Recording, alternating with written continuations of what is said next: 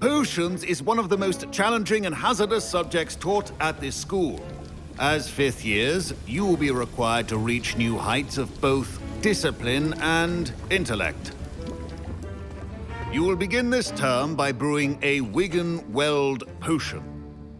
Mr. Takar, can you tell us why this particular potion might come in handy? Yes, Professor Sharp. The Wiggen-Weld potion can be used to sterilize and even heal a variety of injuries. It can heal some injuries, but not all. Points for Ravenclaw. Before today's class is completed, each of you will have brewed a Wiggen-Weld potion of your own. You never know when you might need it. Please begin.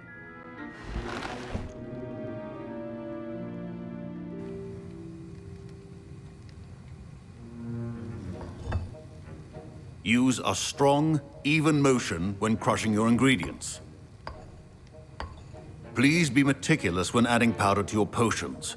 One errant sneeze could be disastrous.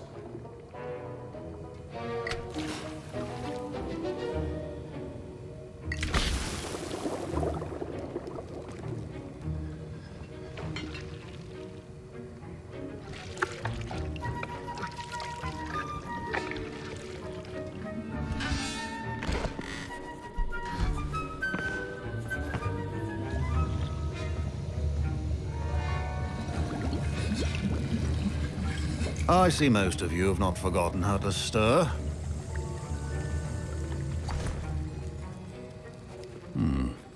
Not an easy potion to brew. Well done.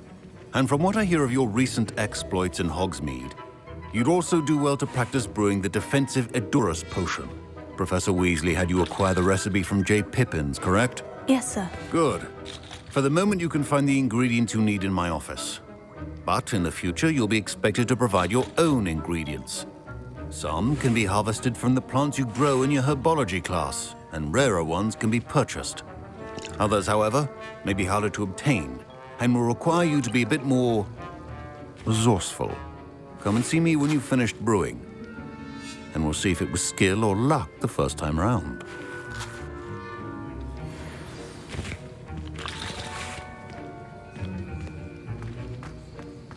My parents considered keeping me home from school this year. Did I hear Professor Sharp say that you have permission to go into his office?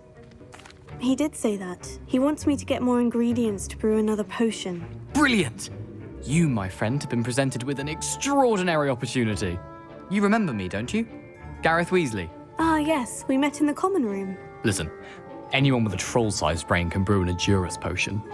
I'm working on something that's certain to be spectacular. I'm just missing one tiny last ingredient that will add that extra spark. I suspect that's where I come in. You're as clever as I'd hoped. I simply need a single Fwooper feather. As you'll already be in Sharp's office with his permission, perhaps you could grab it for me. I'll get you the Fwooper feather, as long as you're certain Sharp won't miss it. I assure you he won't. Fwooper feathers aren't that valuable. Wait until you see what I'm brewing. Hurry back to me when you have the feather.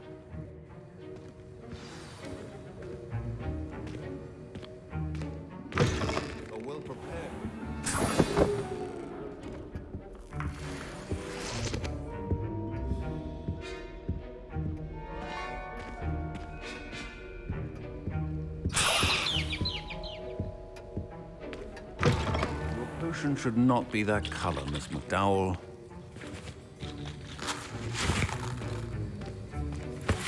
Here's the Fwooper feather you wanted. Brilliant! Thank you. This is going to take a moment to brew. You should get back to brewing your Edurus potion, and I'll tell you when this concoction's finished.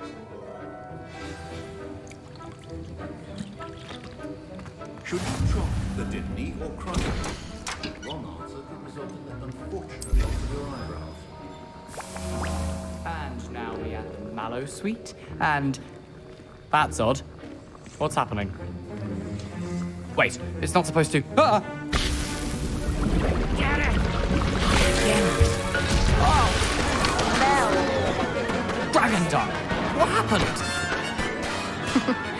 Well done, Gareth. What now, Mr. Weasley? Sorry, Professor. That'll be points from Gryffindor. Again.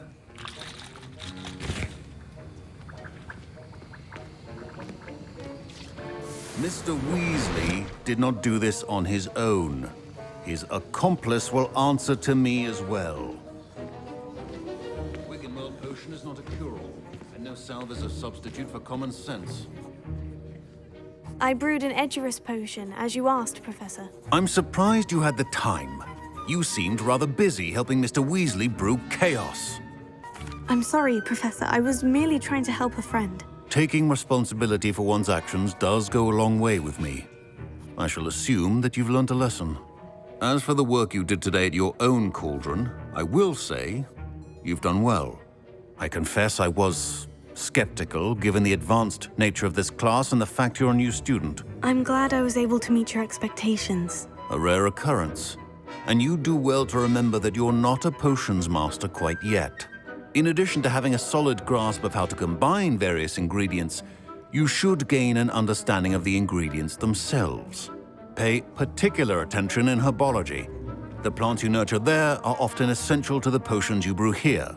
Now, I recommend that you find a safe location in which to practice brewing. You cannot leave a hot cauldron simply anywhere. That'll be all. I think each of us has had enough excitement for one day. Class is dismissed.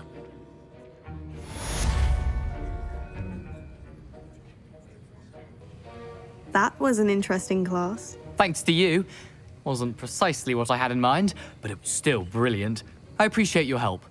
I hope Sharp wasn't too disagreeable when you handed in your potion. Heard him talking about taking responsibility. Professor Sharp was annoyed, but we sorted it out. No harm. Cheers to that. He probably had a good chuckle after we left. Sharp may seem gruff, but I'd bet a few galleons he blew up a potion or two in his day. Best be off. Next time we talk, I promise. Fewer explosions. I was impressed that you were able to answer Professor Sharp's question about the Wiggenweld potion. Oh, you're the new student. I've heard much about you. Thank you. I'm Amit, by the way. Pleasure, truly. And I've never seen anyone brew such a flawless Wiggenweld potion on their first try. Well done. I'm glad I was able to get it right the first time. You must simply have a knack for potion making.